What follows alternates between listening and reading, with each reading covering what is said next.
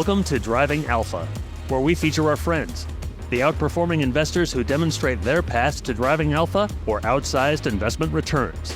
We're Alpha Partners, where we partner with 1,000 early-stage venture firms as their opportunity capital to invest in their best companies. Driving Alpha is supported by Affinity, provider of the CRM for the private capital relationship economy. Affinity knows who has the best relationship with the right startup. Affinity knows.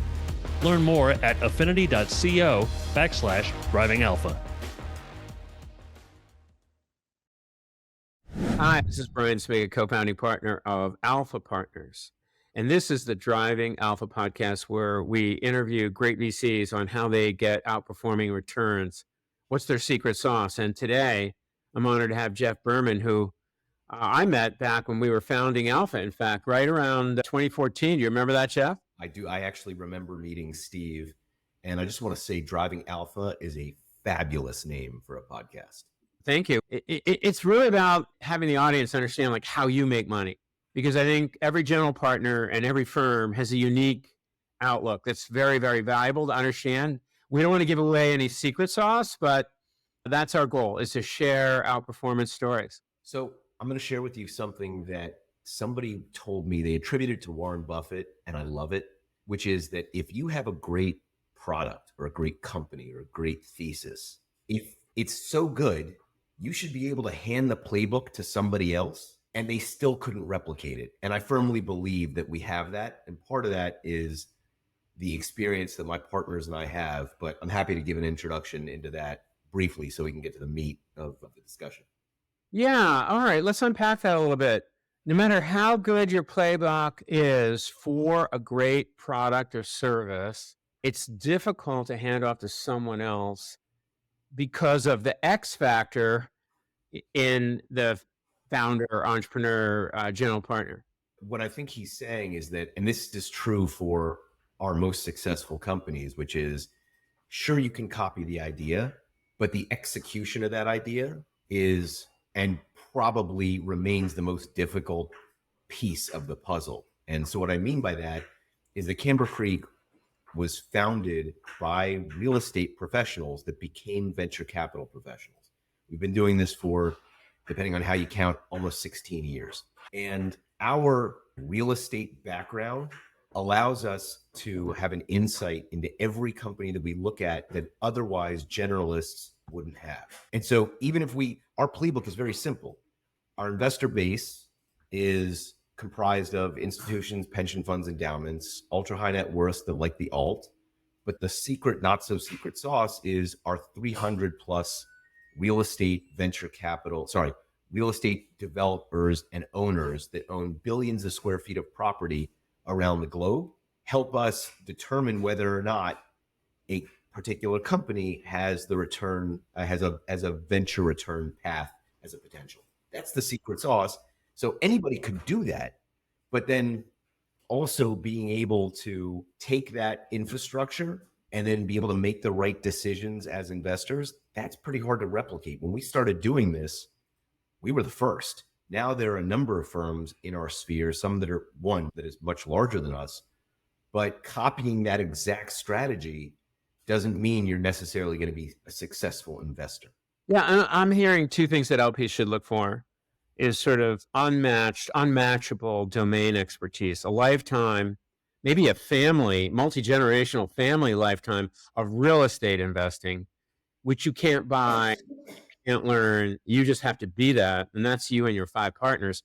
But then the second thing, and there's data, I'll share it with you and with the audience to show that VC firms that have extraordinary expert networks or extraordinary advocate and or founder networks, they outperform. Yeah.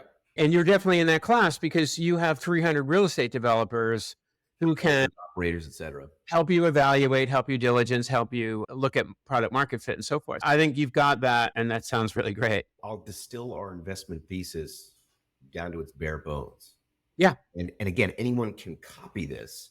It's our ability our intrinsic ability, I would say, with my 3 other venture partners plus our real estate partner, that we have an understanding beyond most other VCs. And so our investment thesis is very simple.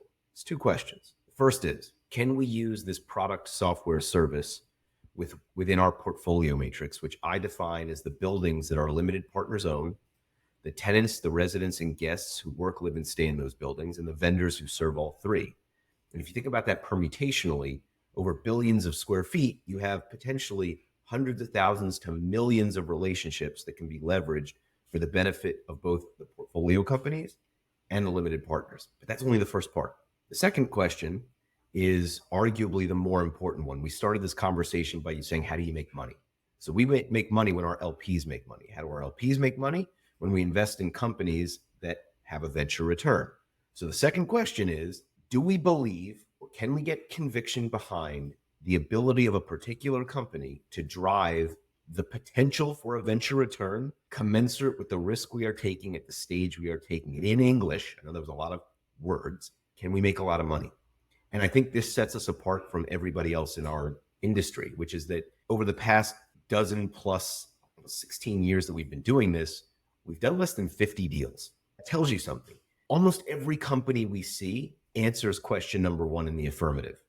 Almost none of them answer question number two. And the reason that is hard to sell into real estate. And if you don't understand the idiosyncrasies of our industry, it's going to be very difficult for you to succeed. Not, by the way, there are a lot of great businesses that have unfortunately gotten venture funding that should have been more like lifestyle businesses.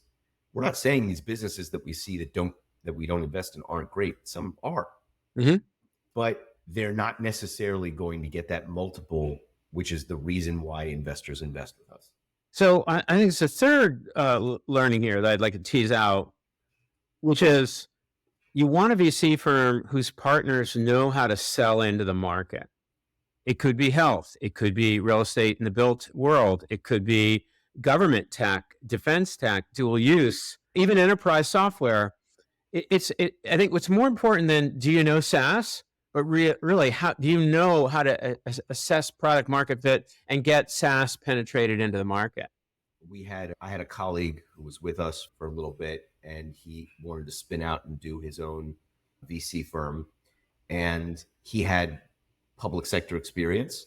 He created a firm, small firm, that is focused entirely on businesses that have to sell into regulatory environments. And he and his partners excel at that because they understand it. And so we wouldn't look at most of the deals he's looking at because that's not what I'm good at, but he is. So I agree with that proposition entirely. Let's talk about geography as well. I think when I met you, you were a little bit more DC based, and clearly you now are a New York resident and a New York bull, I think. Is that right? No, you still live in DC? No. So our firm was founded in the DC area. We still have our headquarters there. However, we have an office in New York. I'm in Florida, and we also have a presence in Switzerland. And so what we have found, and by the way, even when we were in DC proper, everyone was in DC, still invested internationally. We're agnostic to geography, provided that we can answer those two questions affirmatively. So for instance, in our third fund, we have a company that started in Norway, but they were selling in the States as well as Europe. But as long as we can be accretive and we can add value, it doesn't matter where we are from a geographic sense. That's fantastic. And I think that widens your funnel because obviously your criteria via those two questions and others eliminates companies very, very quickly. And you get down to the set that you really want to spend time on.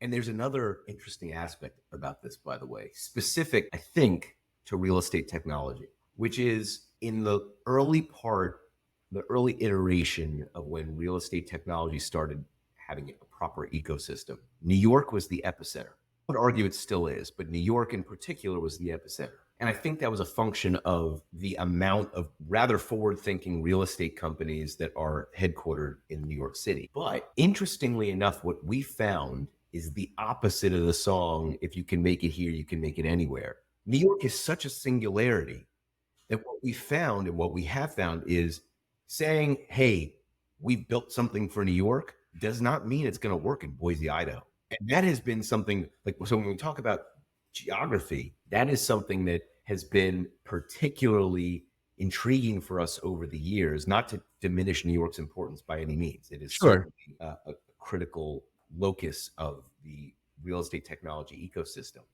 But we've also found we have a rather disparate geography of limited partners. It's global at this point. And that's pretty important when we're looking at a company that's trying to sell into a region. Is there the potential for virality, right? Like, will more than one property manager use a particular product, software, service?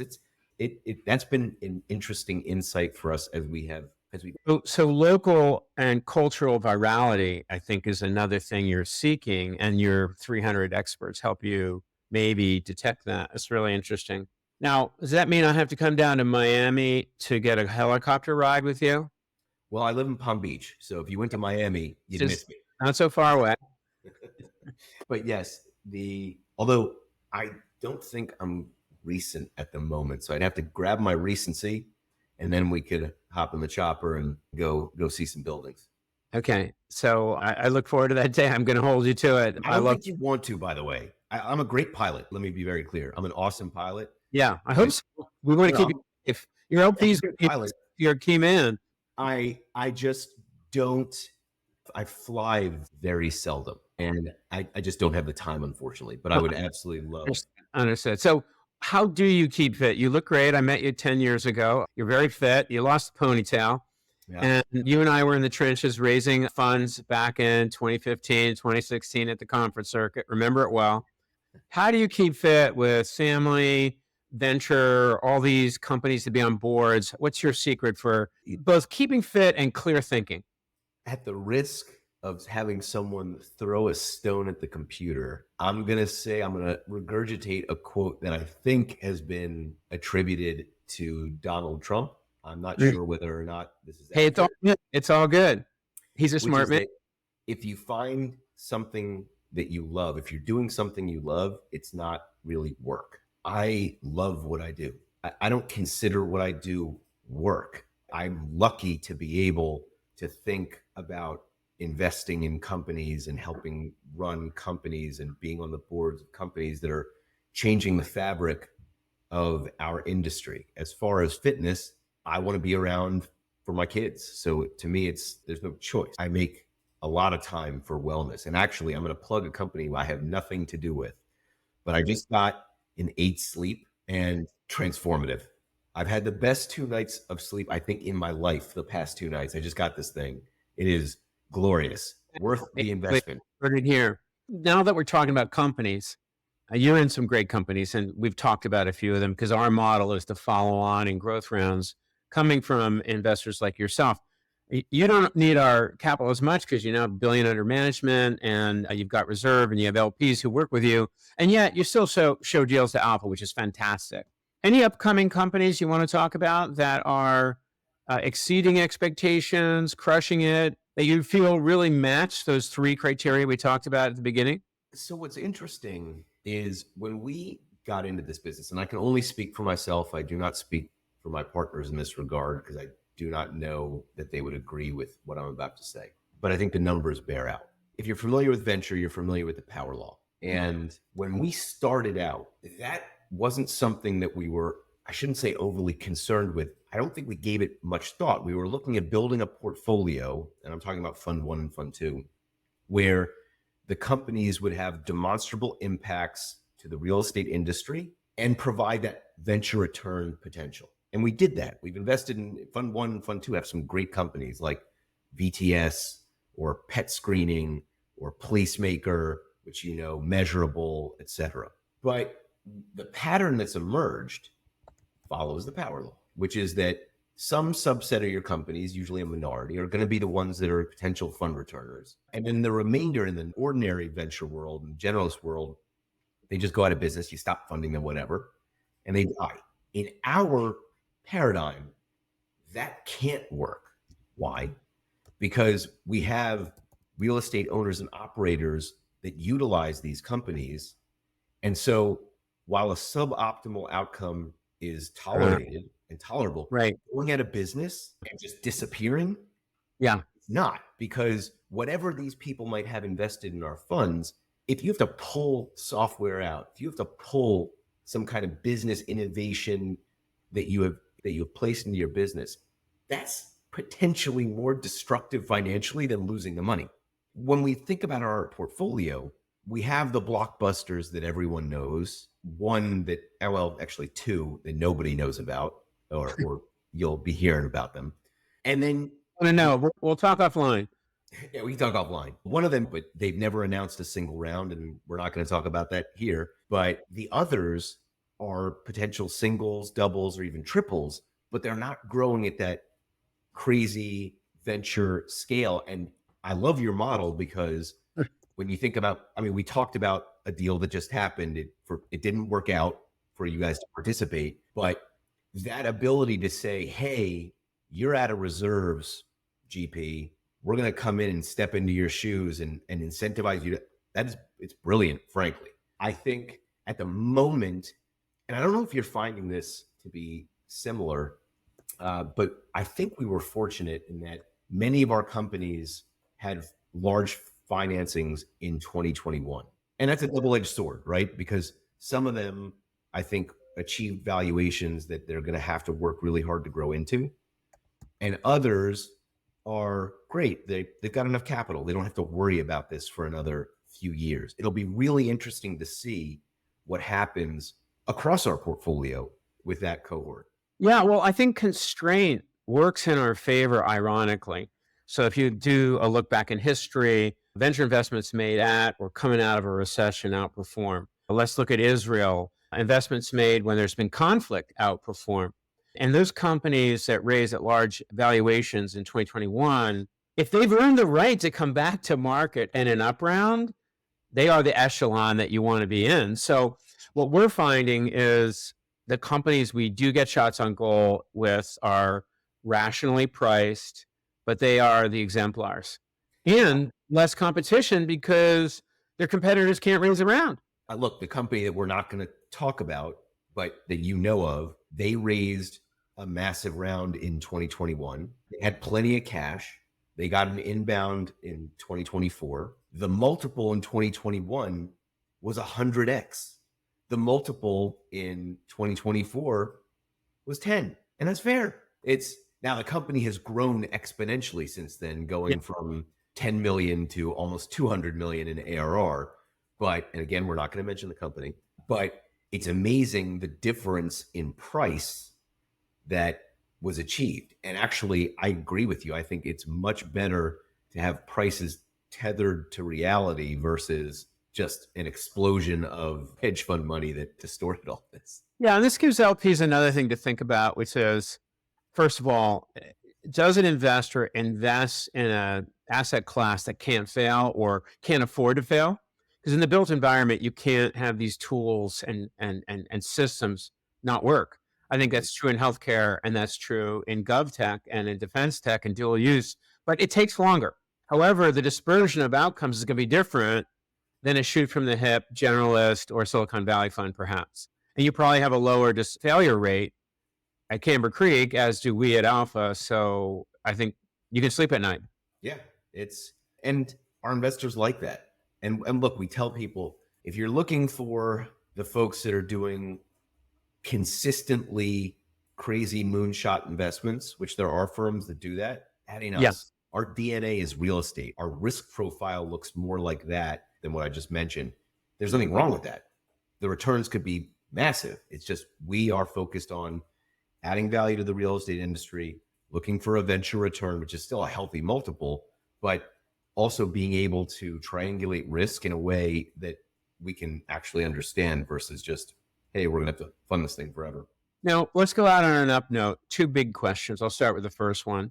For our audience, how big is the opportunity in the built world? It's very big, but I don't think people equate how much of a technology return opportunity is there. Can you paint a picture in terms of numbers and change vectors that creates a big opportunity? Yes. So this is a complicated question.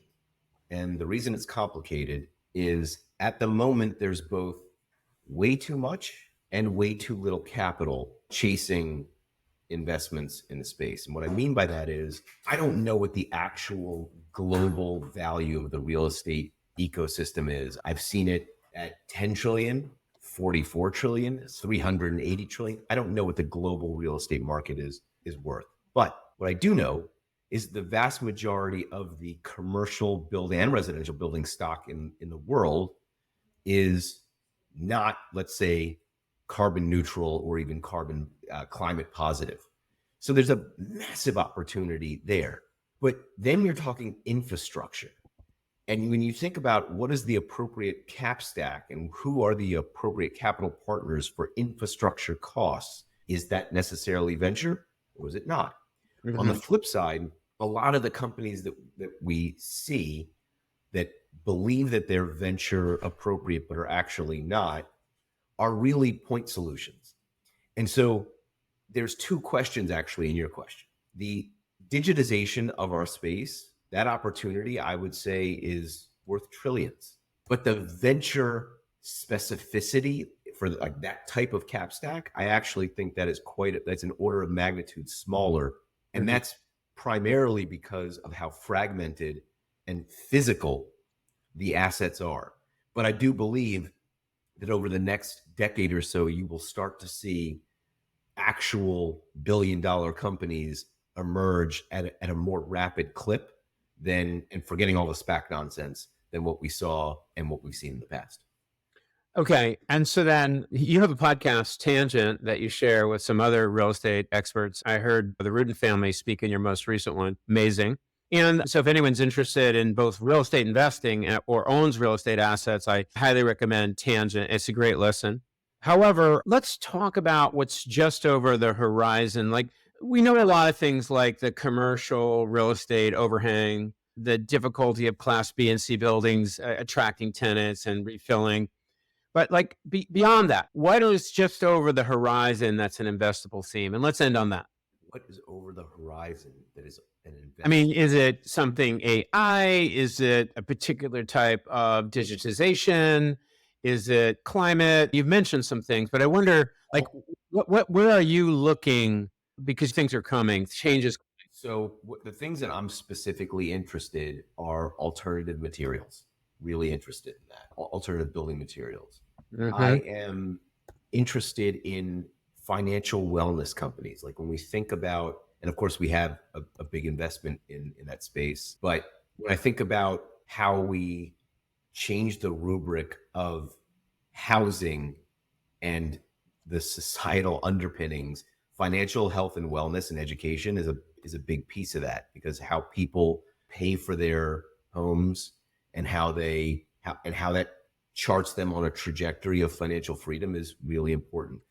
AI, I don't think I wouldn't call that a theme, or I'm blanking on the word that I'm trying to use, but the AI is, and specifically today ML, to me is the evolution of software. So all of these businesses that are currently trying to digitize the real estate world are now appending AI or ML the way they're continuing to engineer their products, which is enhancing their products. The productivity is pretty amazing. So I think it's the same opportunity set from a digitization. Like we have a company called Jones, which does certificate of insurance compliance software. AI isn't going to disrupt them. Their usage of AI is going to make what they do even faster, better, stronger.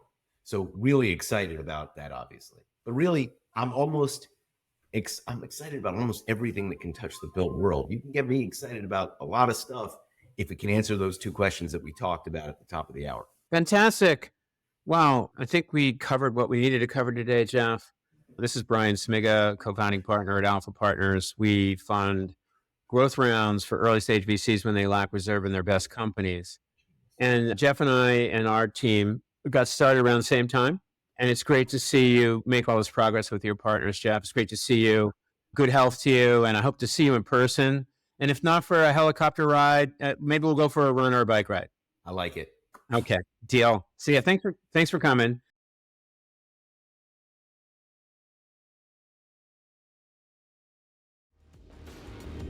Thanks for listening to the Driving Alpha podcast.